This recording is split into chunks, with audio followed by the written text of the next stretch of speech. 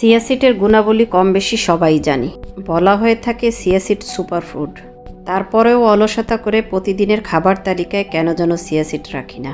নিজেকে ভেতর থেকে সুস্থ এবং শক্তিশালী রাখতে গেলে প্রতিদিনের খাবার তালিকায় 1 চামচ চিয়া সিড রাখুন। আবার অনেকেই জানি চিয়া সিড শুধু ওজন কমাতে সাহায্য করে। এই সুপারফুড প্রতিদিনের খাবার তালিকায় কেন রাখবেন সেটাই বলছি।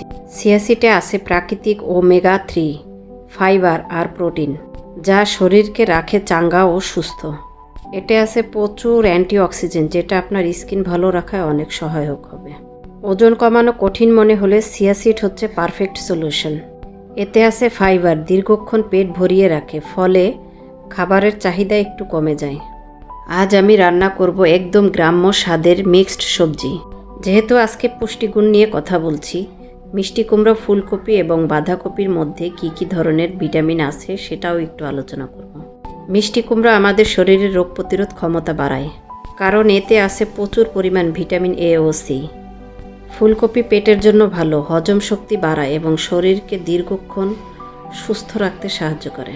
আর বাঁধাকপি শরীরের খারাপ কোলেস্টেরল কমায় আর ওজন নিয়ন্ত্রণ রাখতে সাহায্য করে।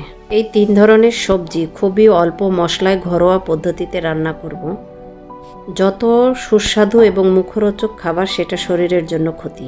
এগুলো হয়তো খুব বেশি মুখরোচক হবে না, তবে সুস্বাদু এবং পুষ্টিকর হবে। পুষ্টির তালিকা মাথায় রেখে যদি খাদ্য অভ্যাস তৈরি করতে পারেন, সেক্ষেত্রে বিভিন্ন ধরনের রোগব্যাধি থেকে খুব অল্পতেই মুক্তি পাবেন। অসচেতন হয়ে মুখরোচক খাবার খেয়ে বিভিন্ন রোগ ব্যাধিতে আক্রান্ত হয়ে ডাক্তারের কাছে যেয়ে নিজের জানের কষ্ট, টাকা নষ্ট, এগুলো করার থেকে একটু খাবারের প্রতি সচেতন হলে, নিজের শরীরের যত্নের প্রতি সচেতন হলে, সেক্ষেত্রে অনেক কিছু থেকেই মুক্তি পাওয়া যায়। একদিন অসুস্থ হয়ে বিছানায় থাকেন, দেখবেন সব কিছু পড়ে আছে।